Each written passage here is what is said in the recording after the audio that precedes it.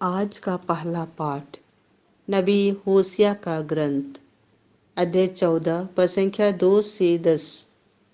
हम फिर कभी अपने हाथों की बनाई हुई मूर्ति से नहीं कहेंगे, तू हमारा ईश्वर है। हे इस्राएल, अपने प्रभु ईश्वर के पास लौट आओ, क्योंकि तुम अपने पापों के कारण गिर गए हो। प्रार्थना का चढ़ावा लेकर प्रभु के पास आओ और उससे यह कहो, हमारा अपराध मिटा दे और हमारा सद्भाव ग्रहण कर।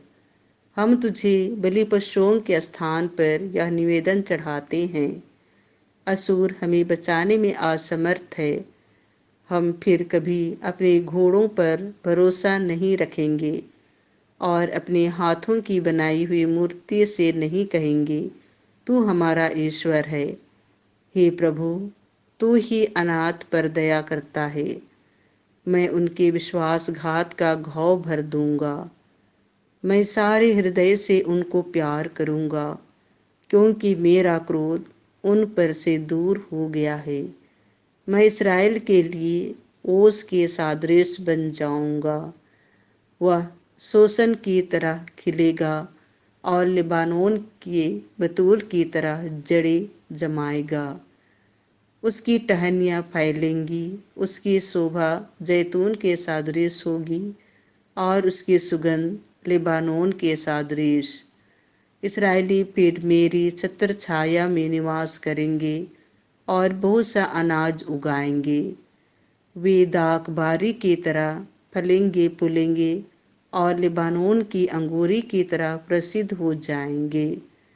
हम इब्राहिम को दियो मूर्तियों से क्या, मैं ही उसकी सुनता और उसकी सुध लेता हूँ। मैं सदाबहार सनोबर के सदृश हूँ, मुझसे ही उसे फल मिलते हैं। जो सदाबहार है वह इन बातों पर विचार करे। जो बुद्धिमान है वह उन्हें अच्छी तरह जान ले। प्रभु के मार्ग सीधे हैं, धर्मी उन पर चलते हैं, किंतु पापी उन पर ठोकर खाकर गिर जाते हैं। संत मत्ती के अनुसार पवित्र सुसमाचार अध्याय 10 पद संख्या 16 से 23।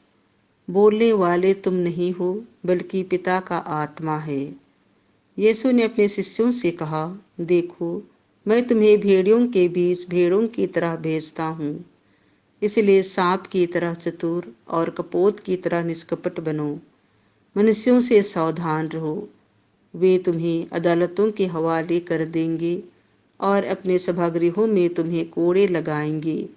तुम मेरे कारण शासकों और राजाओं के सामने पेश किए जाओगे, जिससे मेरे विषय में तुम उन्हें और गैर यहूदियों को साक्ष्य दे सको। अब वे तुम्हें अदालत के हवाले कर रहे हैं, तो यह चिंता न करो कि हम कैसे बोलेंगे और क्या कहेंगे।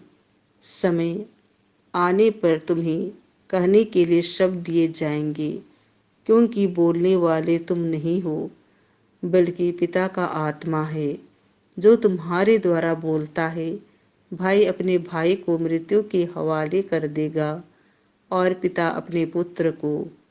संतान अपने माता पिता के विरुद्ध उठ खड़ी होगी और उन्हें मरवा डालेगी। मेरे नाम के कारण सब लोग तुमसे बैर करेंगे, किंतु जो अंत तक धीरज धरेगा उसे मुक्ति मिलेगी।